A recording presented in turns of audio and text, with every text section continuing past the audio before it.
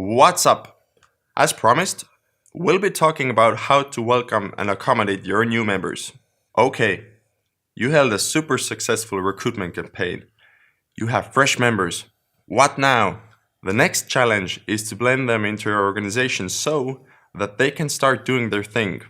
That whole process is called onboarding. For the new members to feel at home, you're going to have to provide them with the tools, resources, and knowledge to become successful and productive, and at the same time make them feel important and valued. I'm sure you've heard of how cool it is to be an intern in Google. This is because of good onboarding. Your goal is to make new members feel fantastic for having joined.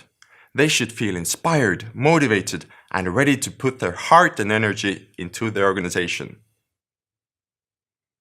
And why is that important? Well, it simply comes down to efficiency. People can't work well if they have no clue about what's going on around them, and they certainly won't be motivated if their work is not valued. Try writing an essay on a topic you know nothing about. You'll probably start procrastinating. Why is that?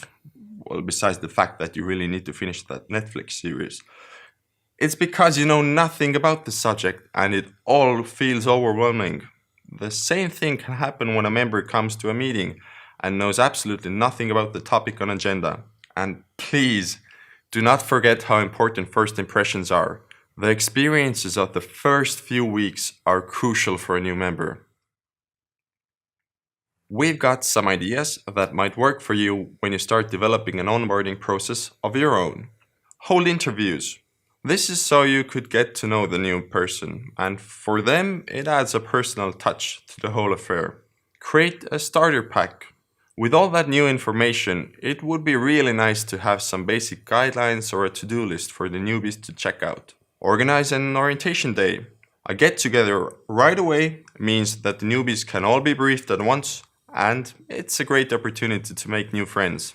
Engaging immediately. This one's important. Find a team or a mentor for each newbie at once. If they have no one to lean against, you risk isolating them. Social events. Those are all about having fun all together. A cool idea is to task all the newbies with organizing a party for the whole organization. Mapping the experience process. This means mapping the new members' experience on a roadmap. Who will they interact with? What information will they get? And what is the end goal of the onboarding process? You can get a lot of ideas from user experience management. Be sure to check out the exercises on this one. Now, obviously, all this can't happen in one day, and things take time. But don't wait for the onboarding process to end. Assign them tasks right away and ask for their opinion. Engaging them will only help them understand, though you might need to explain more than you feel necessary. And bear in mind that good onboarding doesn't mean that members will stay motivated forever. You have to keep engaging them all the time.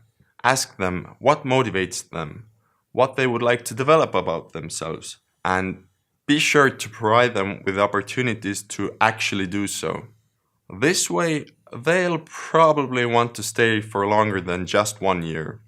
Next up in the course, we will check out the various fields related to onboarding, motivation and how to turn it into long-term engagement, team building and teamwork, some useful tools, and much more. So, there you go.